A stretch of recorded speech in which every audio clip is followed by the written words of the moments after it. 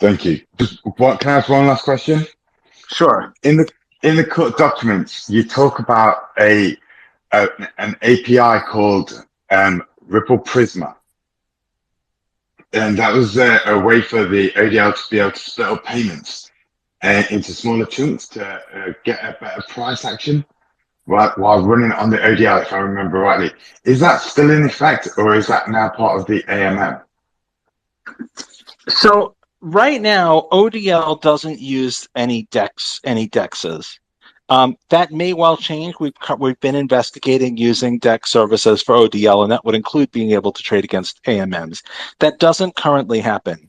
Prisma can use DEX liquidity.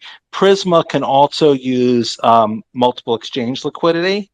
And it can break large transactions into smaller transactions. It can aggregate them to sort of more intelligently take advantage of liquidity.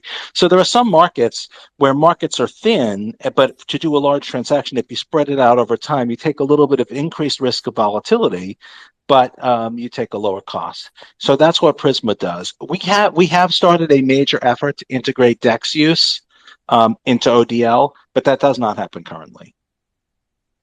Thank you, David.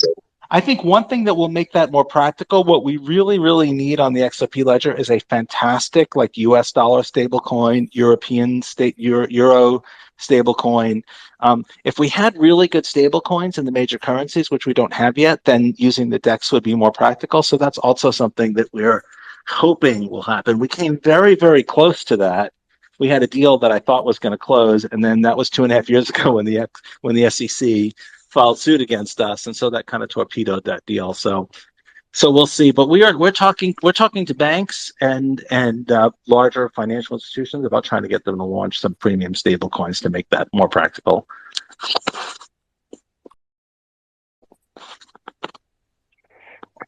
Dark Horse. David. Yeah, David, hi. I've got a burning question. I've been wanting to ask you for a long time.